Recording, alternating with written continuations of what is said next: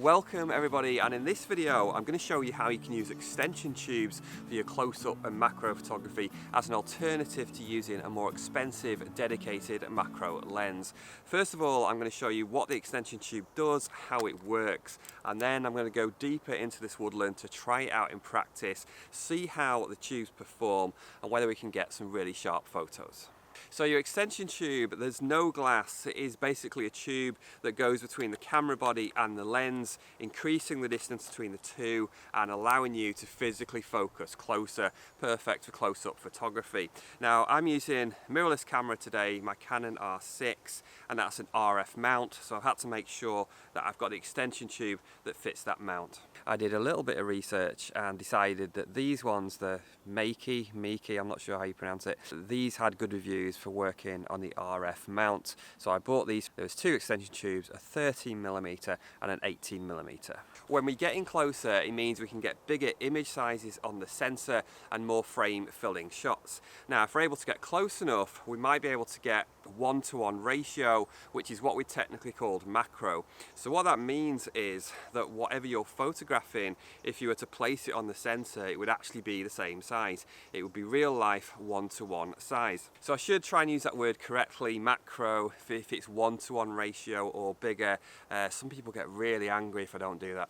But if we couldn't quite get that 1:1 ratio a bit further back, then we could just call it close-up photography. Now you might be wondering how close you can get with the extension tube. That is going to depend on a few factors, including the lens that you're using, the size of the extension tube. I'm using a Canon 50mm RF lens today, the otherwise known as a nifty 50. I wouldn't be able to get close enough with that for close-up photography on its own. So I'm just going to do a little test here. I'm actually going to measure it with the lens and then with the extension tube. So this is just like a little test on distance. It's not to take a proper photo. I'll do that in a bit. So I've got just the lens on, the 50mm lens, and it looks like a little bit of lichen just amongst that moss on this tree. I've got as close as I can get, so I can't go any closer to get a sharp picture, and then I'm actually going to measure it. I'm sure there's another way to do it, but I'm quite old school and it's more fun, so I'm just going to measure it. What we got? About 23 centimeters. I've measured it from the front of the lens because I think that's more practical. So now we're going to see how close we can get with the extension tube.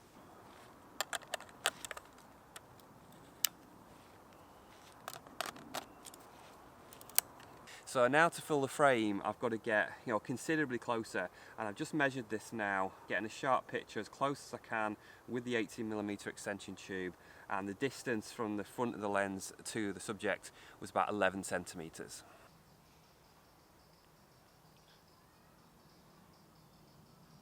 So that's just to give you an idea, because it is something I'll get asked sometimes, like how close can you actually get? Now what about image quality with the extension tube? Well, I'll put some images I've taken up on the screen later. I'll put them as big as I can so you can have a good look and decide for yourself. But basically you're not going to get as good quality as sharp macro images with the extension tube as if you're using a dedicated macro lens, and you wouldn't expect that because this is just a fraction of the price. What I would say in my experience is I've got fairly good sharpness I found in the center of the image using an extension tube, but I've definitely noticed more of a drop off towards the corners, the edges of the picture. So my feeling is, if you're going to use an extension tube, try and pair it up with a lens that you think is optically the best one that you've got. Probably a prime lens I think is going to be better than a zoom. I'm using the Canon RF 50mm, and it's not the sharpest lens out there, but it is sharp. I'd say it's pretty solid. There are some advantages to using an extension tube. The first, most obvious one would simply be the price. Way cheaper to use an extension tube. The other thing is that they're very small, very easy to put into a bag, and light as well. So if you're out all day, maybe walking around a woodland for most of the day, pottering about, which I really enjoy, then it's just going to be no trouble if you put that as extra in your camera bag. The other thing I quite like is the flexibility. So it just means that you can probably put the extension tube onto any or most of the lenses that you've got. And what about the disadvantages of the extension tube? Well, to be completely honest, there are quite a lot. So much so that I had to write it down, else I'd forget. The first one is that you don't get infinity focus. So So with my macro lens, I can still focus to infinity. So if I saw a scene that I liked in the distance, I could still photograph it, it wouldn't be a problem. With the extension tube, you don't get that.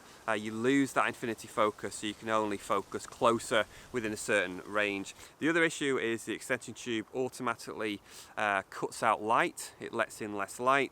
So that means you have to balance that in some way. It's not going to be sharp, which is something we've already talked about.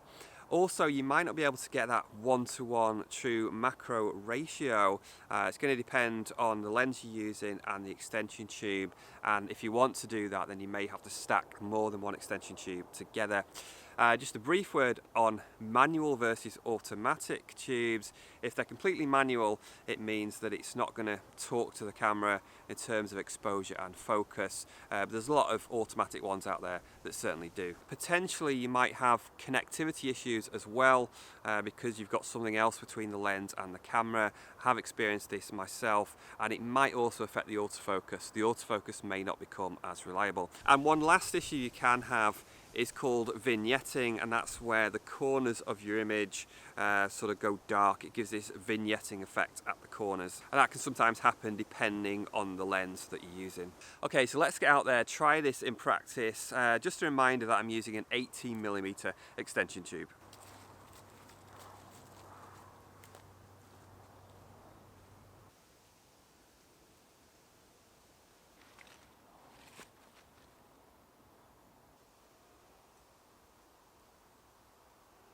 Okay, this is going to make a really good subject, so I'm just going to try and get the camera as parallel as I can. I am using a tripod here because, which way is it? I know I'm going to be on a slow shutter speed, and my focusing is going to be absolutely crucial for this. So using a tripod just makes everything easier, more reliable.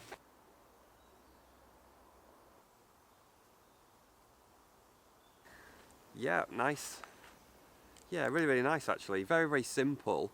I haven't gone as close as I can get with the extension tube because I didn't need to, because this is the shot I wanted with this amount of fungus, so I kind of backed off a little bit, but I've still had to be really careful with the depth of field. I've actually brought the aperture down to f11 to try and keep everything pretty sharp. I'm not as concerned if the tree isn't pin sharp, I'm more concerned about the fungus. Do you have experience using extension tubes yourself? Do you think they're worth it? Do you think they're good value? Or would you much prefer to use a macro lens? I'd love to know what you think. Let me know in the comments. It is quite sunny out there. In fact, it's deep blue sky. It's absolutely gorgeous out there. But in here, in this woodland, the light levels are really quite low, which is why I wanted to try and find something completely static where, you know, the wind couldn't move it at all, even like the slightest movement. So that was good.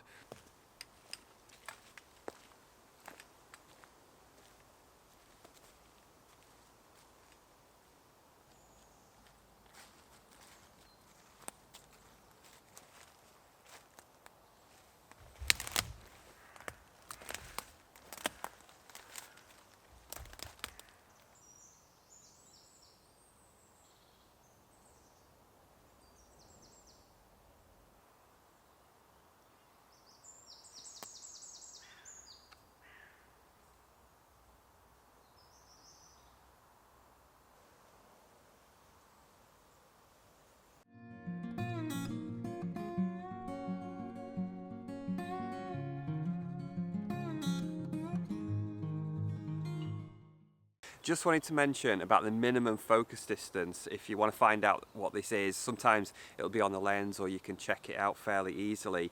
The true measurement of that is actually to the center of the camera. So the closest that the lens will focus measured to the center of the camera is actually a little symbol on there. So I think it's to the center basically. That's where the minimum focus distance is actually measured. But I think practically when you're out and about, that's not as important because you want to know how close you can actually get. It's just more practical in that sense. So I think it's more important to know how close you can actually get the lens to the subject. So I talked earlier about not having infinity focus. In actual fact on this, I can't even focus far away at all. There's very limited range. So I think it's a good idea to get used to knowing where your minimum and maximum focus distance is. So if you put it on manual focus and then move the focus ring until you're focusing at its maximum as far away as you can. And so for me that's actually about there, is as far away as I can get with the extension tube. And then the minimum, which I measured earlier, is about there. So like the whole range I've got for this is just really tiny. I decided to try a few handheld shots with wider apertures, but the breeze was making it very difficult to get sharp pictures of these hazel leaves. I think I managed a few sharp ones, but sometimes the wind was just too much.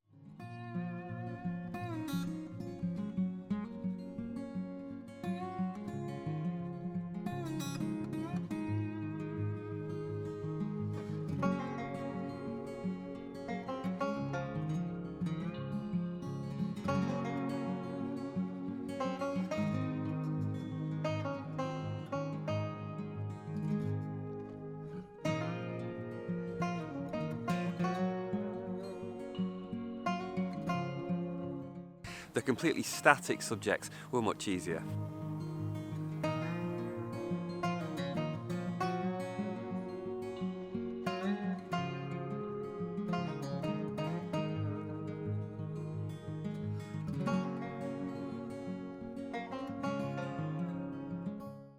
I have enjoyed this today, and it's been a bit lighter to carry around and shoot with.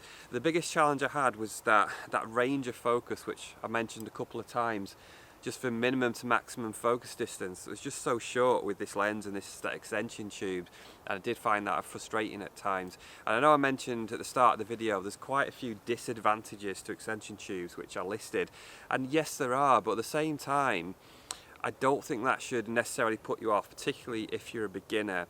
You're not going to get as good quality as a macro lens. There are those other little issues, some that might not happen but could potentially cause you a problem. But I think just the fact that, you know, for spending a lot less money you can just get yourself into close-up and macro photography, I think certainly for a beginner, a lot of those disadvantages you probably don't need to worry about too much. It's a great way to enter the world of macro photography. As always, I'd love to know what you think about that.